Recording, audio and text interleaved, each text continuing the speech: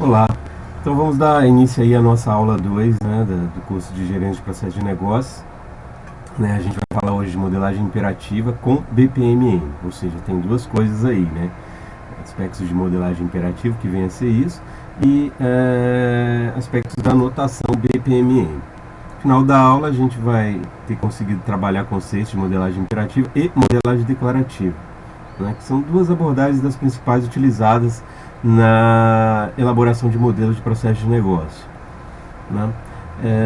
Por que a gente vai falar dessas duas abordagens? Né?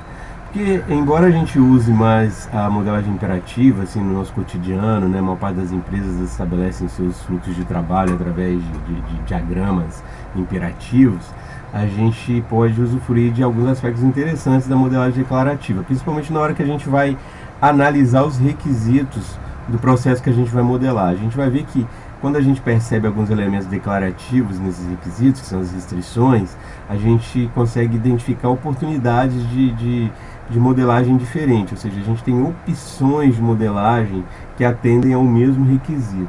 Né? Então, quando a gente tem opções, a gente tem escolhas, e aí a gente pode escolher aquela que é mais conveniente para uma determinada situação. A gente não está preso a uma coisa específica. Pois bem,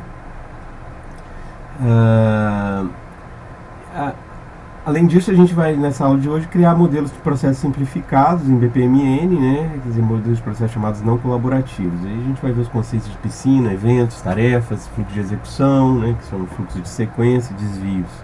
Beleza? Então vamos em frente.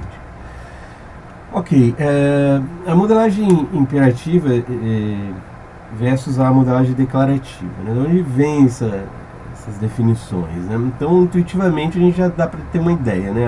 A questão da modelagem imperativa é aquela que é mais determinística, é mais mandatória. Né? Então, aí para deixar uma ilustração assim mais didática, né, pedagógica, a gente vai colocando aí, de um lado oposto, né, a ideia de que ter uma entidade, né, como no caso é representada por um imperador, que determina exatamente como que as coisas devem ser feitas. Né? Então ele determina especificamente o que deve ser feito. Se saiu daquela determinação, está descumprindo uma lei, né, imperativa ali, e aí tá em desacordo com o que foi determinado. Né? E contrapondo a ideia do imperador, a gente tem aí a imagem do texto aí da primeira Constituição, que com este nome, né, que se tem direito noção na história, que foi a Constituição dos Estados Unidos, né, que é a Declaração dos Direitos. Uma Constituição, ela não é igual ao imperador. Né? A Constituição, ela determina ali um conjunto de regras, e essas regras geralmente impõem limites aos cidadãos, as formas de como as coisas devem ser feitas, mas ela não é minuciosamente detalhada a ponto de dizer como que cada um deve agir exatamente. Não? Então a pessoa pode agir de várias maneiras, mas desde que não desrespeite as regras que estão na Constituição. Certo?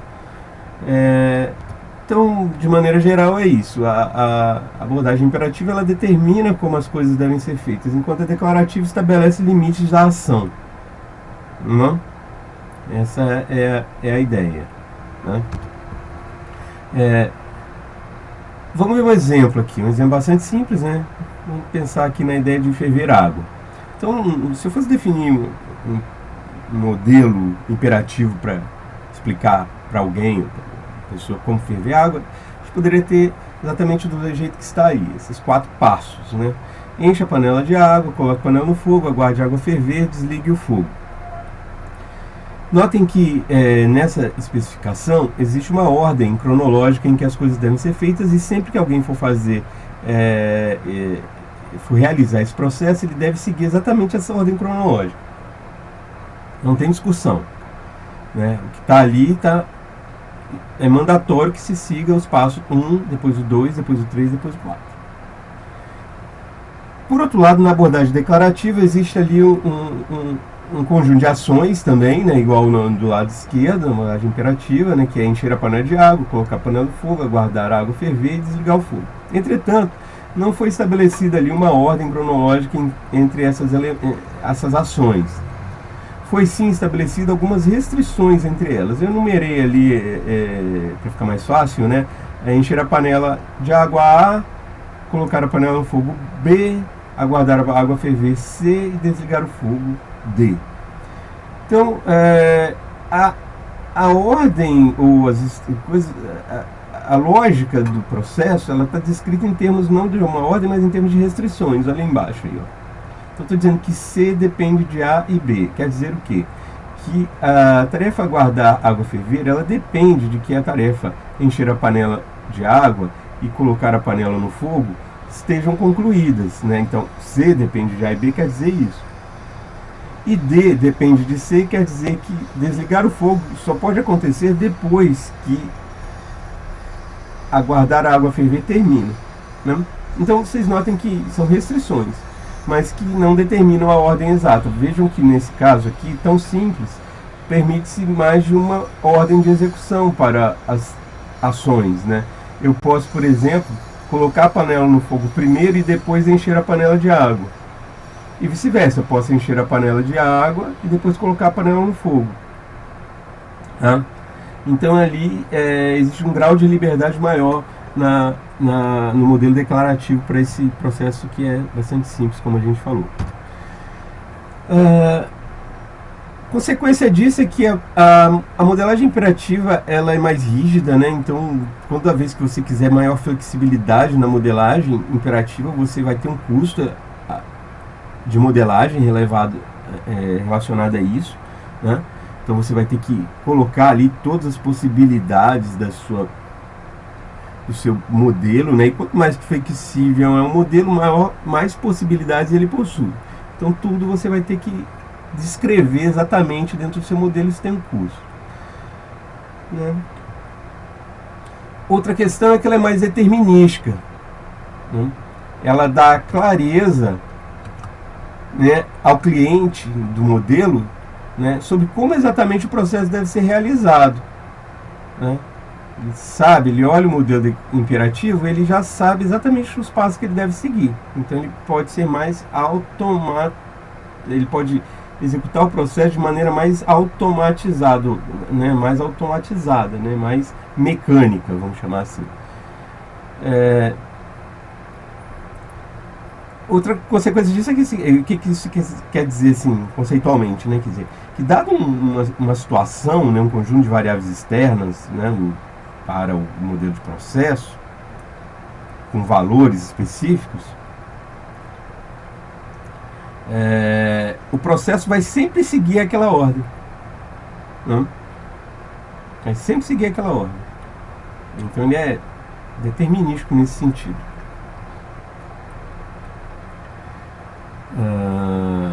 Quando os valores das variáveis mudam, o processo pode mudar, mas para um mesmo conjunto de valores, né, de ações externas que determinam como o processo vai seguir, ele sempre segue igualzinho, não tem opções, né? Já a abordagem declarativa, ela é mais flexível, né? O modelo declarativo, como a gente viu, ele define o que deve ser feito, mas não como deve ser feito. E com isso ele é menos determinístico. O processo ele pode ser realizado de mais de uma maneira para um mesmo conjunto de valores de variáveis externas, né?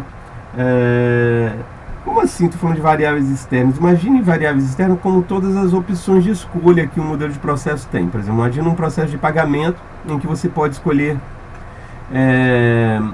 pagar em dinheiro ou pagar em cartão de crédito. Então isso eu estou chamando de variável externa. O que eu quis dizer é que na abordagem imperativa, toda vez que você escolher pagar em dinheiro, o processo segue exatamente o mesmo percurso.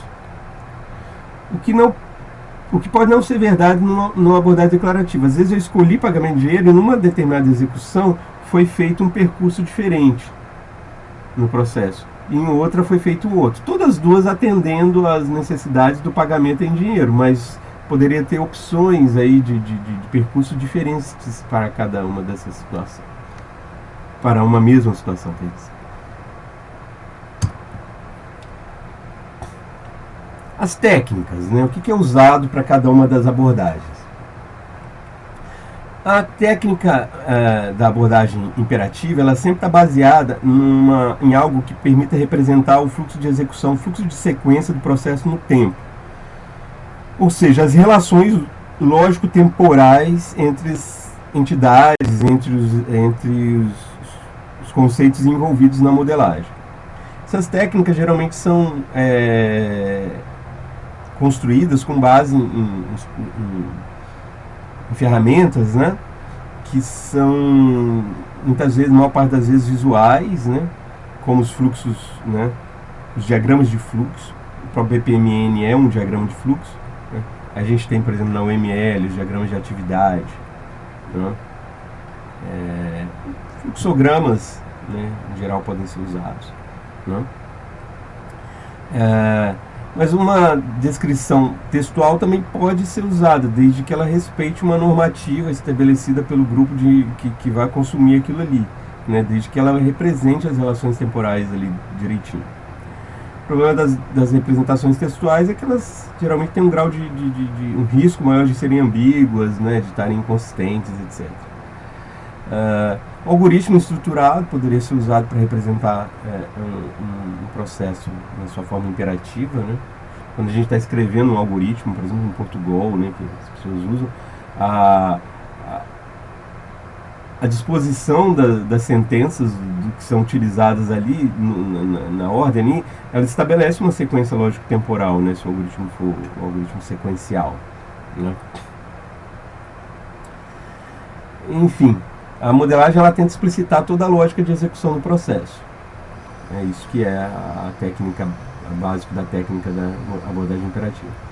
A abordagem declarativa, por sua vez, as notações representam mais as restrições e conceitos, né, conceitos e restrições existenciais e lógico-temporais entre esses conceitos do processo, né? Então, geralmente são cláusulas relacionando esses conceitos, como a gente viu no exemplo anterior, né? Por exemplo, A depende do B, A não pode existir junto com C, coisas desse tipo são utilizadas em abordagens declarativas. Então não existe uma conexão lógico-temporal entre as declarações, a não ser aquela que pode ser inferida através da análise dessas restrições. A execução ela vai requerer um esforço a mais, né? Diferente da imperativa, a execução do modelo imperativo ele segue aquela sequência que está explicitada ali no modelo. Já no caso da abordagem declarativa, eu preciso inferir uma sequência de execução a partir das restrições que foram definidas no modelo, né? Então, às vezes até acontece de um modelo declarativo ele ser transformado num modelo imperativo antes de ser executado.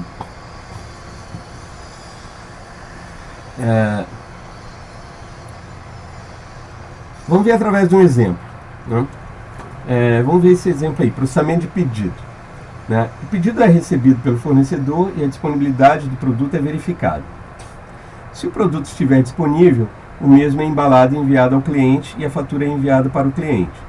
Se não estiver disponível, o mesmo é pedido a um distribuidor e o cliente é avisado que o produto não está disponível. Fim. Aí eu pergunto para vocês, qual é a abordagem que foi utilizada nesse texto? Imperativa, declarativa, nenhuma das duas? Não? Em geral, a tendência, eu já vi em aulas, as pessoas responderem que esse texto ele tem uma abordagem imperativa. De fato, ele tem mais componentes imperativos do que declarativos, mas ele não é puramente imperativo. Isso que é importante a gente perceber nos textos que a gente vai analisar, né? Porque quando você nota ali no texto só elementos imperativos, você vai seguir algo que você acredita ser a única possibilidade.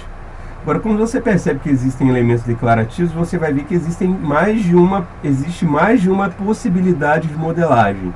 É isso que torna a análise de componentes declarativos interessantes, porque quando a gente vê essa possibilidade, aí a gente pode escolher uma alternativa que seja melhor, né, para a modelagem. Então vamos ver aqui no caso, né? O pedido é recebido pelo fornecedor e a disponibilidade do produto é verificada, né? Então ali estabelece uma certa ordem. Eu posso assumir que aquilo ali então define algo imperativo, então a disponibilidade só pode ser verificada após o pedido ser recebido. Tudo bem, né? Agora, se o produto estiver disponível, o mesmo é embalado e enviado ao cliente e a fatura é enviada para o cliente. Então, veja que analisar a disponibilidade do produto é anterior à embalagem e envio do produto ao cliente, né? Mas a gente pode interpretar também como elementos declarativos. Vamos ver na última frase, né? Se não estiver disponível, né, quer dizer, se o produto não estiver disponível, o mesmo é pedido a um distribuidor e o cliente é avisado que o produto não está disponível. Então ali dá para a gente assumir que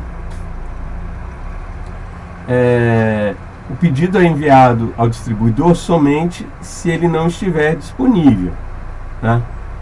E o cliente é avisado que o produto não está disponível. Mas não dá para a gente verificar ali que qual a ordem entre o pedido do produto ao distribuidor e o aviso ao cliente. Qual a ordem que vai ser utilizada? Então não está muito claro isso no modelo e a gente pode interpretar isso, né, como uma regra de negócio que deve ser analisada, e aí as opções de modelagem vão